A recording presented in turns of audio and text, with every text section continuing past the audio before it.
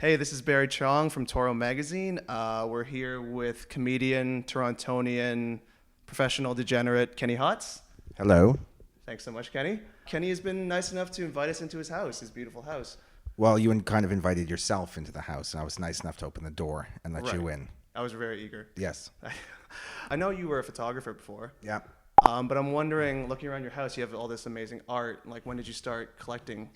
Most of my art is garbage art found on the back alleys of Toronto, and I've always loved garbage art. Most of this stuff's for my friends who are in LA, and they're so I can't swear, can I? They're so friggin' poor that I actually have to buy art off them. But this I took when I was a kid. That's one of the first pictures I ever took. Like, first slide pictures I ever took. Okay, and is that so how old were you when you took that? Oh, God, I must have been 13. And that's Spenny in his pink little dress at the playground. No, that's just some kid. But I don't know. I was always into photography. So if your house is burning down and you have a time to save one thing, not your girlfriend or your animals, but one piece of art, which one are you saving? Oh, well, there's two now. One I can show you. It's the same thing that Moby wanted to save. It's Homer drawn by Matt Groening. And then I have another thing that I just got from Van Baudet. It's an original Cheech Wizard drawing. So you just opened the Dog and Bear, your new restaurant, Yeah. In West Queen West in Toronto, British pub. I'm wondering what made you do that. Did Zane Kaplansky scare you out of opening a Jewish deli, or what's the deal? Maple bacon donuts, bitches. Well, I live in the neighborhood, and having a bar next to your house is actually kind of cool.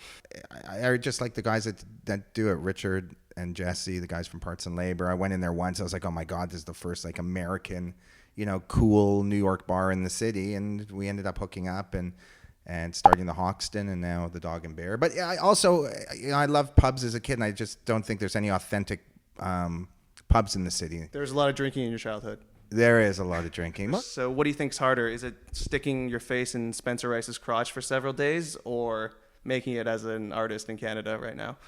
I don't want to do either. People yell at me. I say cream rises to the top. If you do, I was just at the Canadian Comedy Awards. Everyone was complaining about their shows being canceled. I was like, well, do a great show and it won't get canceled. Right. Unfortunately, I do a great show and it does get canceled, but my stuff's a little too edgy for broadcasters sometimes. Or my shows have a hard time finding advertisers, depending on the broadcaster, the network. But I find most people, their shows are, I don't know. I think if you do an incredible show, people will watch it. And if you do incredible art, people will find it and you can sell it. You sound a little disenchanted with comedy, but do you go looking for like good comedy acts in Toronto? Is there anything that's like entertaining you in the city right now? Well, I'm not a big, I hate improv. I can't stand it. We talked about it a lot in Kenny versus Spenny. To me, improv is somebody that just didn't write anything. Right. It's like, I was just on stage at the Canadian Comedy Awards and I was like, oh, here I am on stage, totally unprepared, just like all of you guys in improv. It's like, write something. Yes. So just like wrapping up, I mean, I've seen you do horrible things on camera to other people and yourself. How much do you have left in the tank? And you know what? I'm really wearing thin. I am so like done. Right now my whole thing is I'm trying to get motivated. I kind of went through this. I haven't really done anything in like a year. Aside from opening the club and restaurant and, a few odd things here and there. But yeah, it is really hard to get motivated. Like, what more do I have to do?